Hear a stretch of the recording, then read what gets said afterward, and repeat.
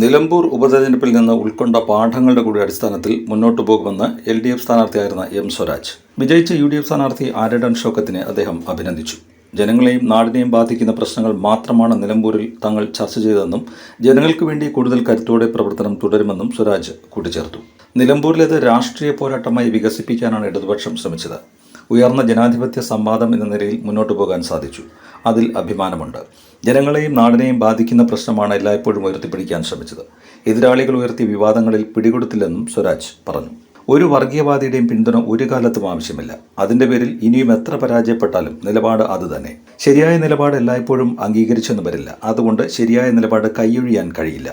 ജയിച്ചാലും തോറ്റാലും ജനങ്ങൾക്കും നാടിനുമായിട്ടുള്ള സമരം തുടരുമെന്നും അദ്ദേഹം അറിയിച്ചു. വികസനമാണ് ചർച്ചയാക്കിയത്. സ്വാഭാവികമായും വരും ദിവസങ്ങളിൽ സൂക്ഷ്മ പരിശോധന നടത്തും. ഉൾക്കൊള്ളേണ്ടവ ഉൾക്കൊള്ളും.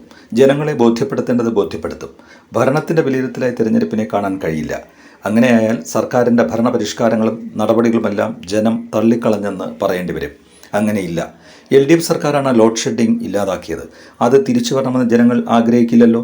പെൻഷൻ 1600 രൂപയായി ഉയർത്തി വിതരണം ചെയ്യുന്നതിനും ജനം എതിരല്ലല്ലോ എന്നും സ്വരാജ് അഭിപ്രായപ്പെട്ടു.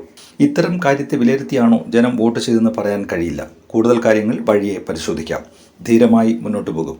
ഇടതുമുന്നണി മുന്നോട്ട് വെച്ച രാഷ്ട്രീയം, കറകളഞ്ഞ രാഷ്ട്രീയ നിലപാട്, കേരളത്തിൻ്റെ സമഗ്ര വികസനം, ഇത്തരം കാര്യങ്ങളിലൊന്നും ഏതെങ്കിലും കാരണങ്ങൾ കൊണ്ട് പിശകുണ്ടെന്ന് തോന്നുന്നില്ല. എല്ലാ തെരഞ്ഞെടുപ്പിലും മുന്നോട്ട് വയ്ക്കുന്ന രാഷ്ട്രീയം ശരിയായി വിലയിരുത്തിക്കൊള്ളണമെന്നില്ലെന്നും അദ്ദേഹം പറഞ്ഞു.